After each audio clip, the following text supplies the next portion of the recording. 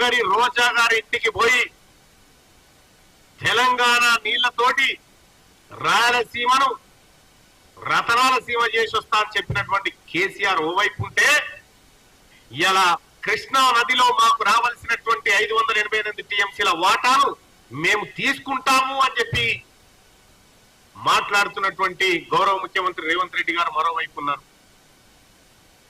ఇలా 7 మండలాలు తెలంగాణ ప్రాంతం నుంచి 7 మండలాలు ఆంధ్రాలో కలపడానికి అంగీకరించినటువంటి కేసీఆర్, అప్పటి ముఖ్యమంత్రిగా ఉన్నటువంటి ఆయన ఇవాళ 7 మండలాలు వాపసు తీసుకురావాలి, కృష్ణా నీళ్ళలో వాటా మనకు రావాలి.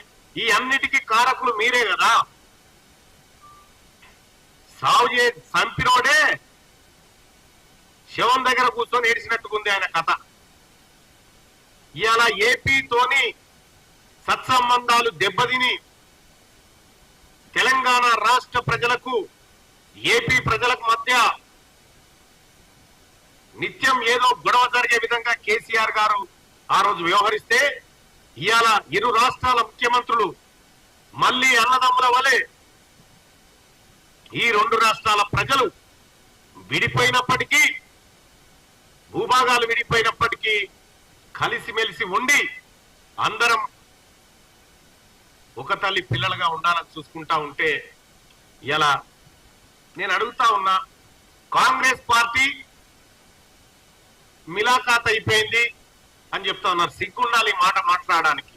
పార్టీలు వేరు, ప్రభుత్వాలు వేరు.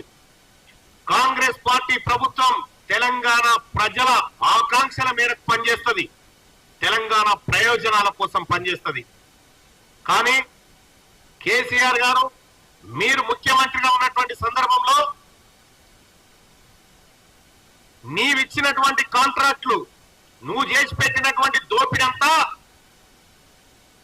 ఆంధ్ర నుంచి మనకు రావాల్సిన వాటాలు అనడం వదిలేసి ఇక్కడున్న సంపద అక్కడ దోచిపెట్టినటువంటి మీరు ఇవాళ కాంగ్రెస్ పార్టీ నిబద్ధత గురించి, కాంగ్రెస్ పార్టీ పాలన గురించి మాట్లాడడం సిగ్గుచేటు. ఇంకా